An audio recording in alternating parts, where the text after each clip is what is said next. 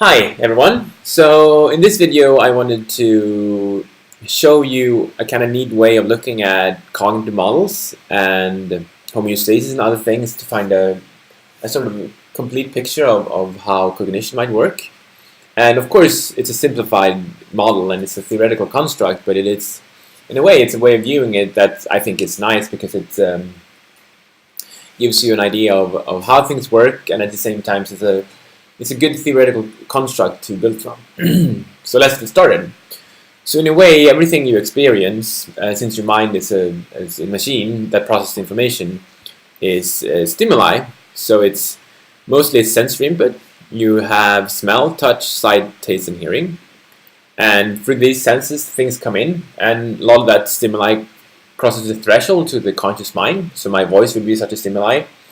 And once it crosses the threshold, it becomes input that goes to processing.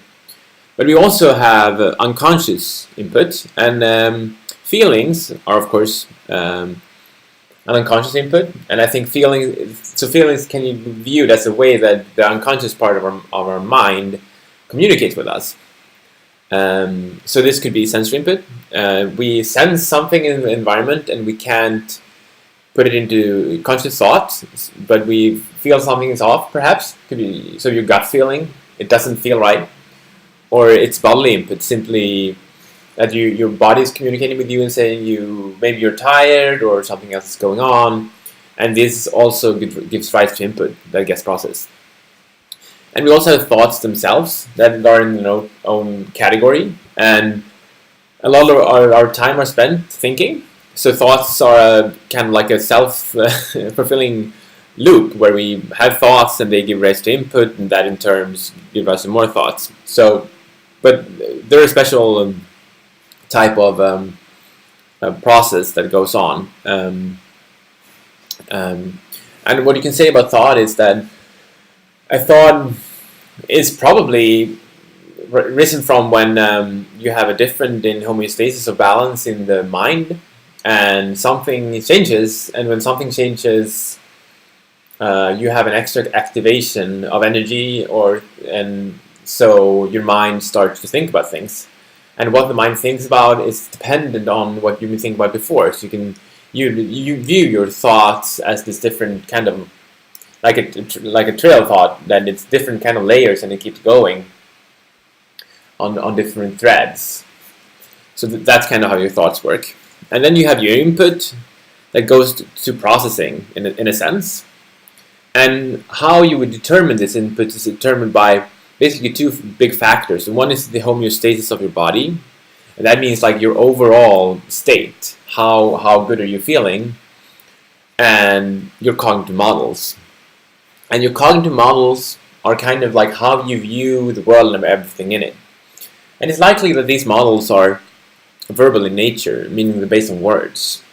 So for instance, if I tell you you're fantastic, you're amazing, what happens if we have your sense of you listen and you hear this, it's a auditory stimuli, it goes in, it goes through the input and goes to processing.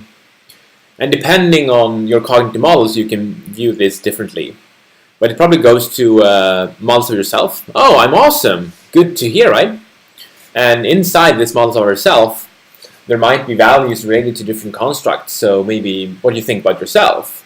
And if someone tells you you're awesome, this is going to update the value. And this in terms might make it so you're more likely to act. Because after processing, we have an output. So if I tell you, oh, you're fantastic, you're an amazing person, this might make you more confident in yourself. And this in terms might make it so you're more likely to act in the world. You might have more thoughts.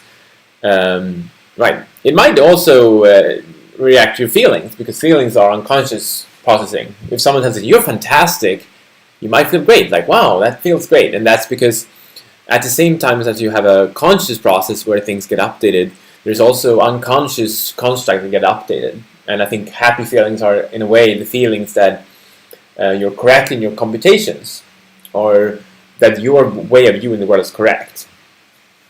And you can also have an output that's a sensory input, that you feel something strongly. If I tell you, think about your foot, you're going to feel your foot. So this is, of course, a simplified view of how the mind kind of processes information. But I think for me it's useful, and I think it's interesting because it's in a fairly limited fashion. It takes in the different inputs. And I think one thing that's really important to understand about this is the concept of homeostasis. So this is the balance between the different things in your body. And in a way, you could think that homeostasis is everything, meaning that all negative emotions and all negative thoughts and everything else negative in the world is related to homeostasis, which is perhaps, it's hard to disprove this, but it's also true that I think your cognitive models plays a big part.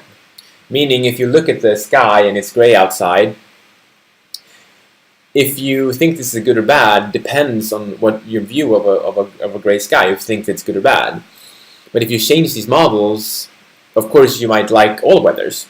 So in that sense, you have a way where you can kind of change your own perception of reality in a way. And I think and that is useful, and I think it's good to do that if you do it in good ways, keeping a scientific method instead of deluding yourself. But I think for a lot of things, it's kind of harmless to think, well, okay, it's good today, I like snow today, or now it's raining, but that's fine. It's interesting with rain, instead of viewing it as a disaster or something terrible. So in that way, we have a lot of wiggle room of how we can view the world, which is interesting. So yeah, I guess that's it for the cognitive models. Thank you for watching.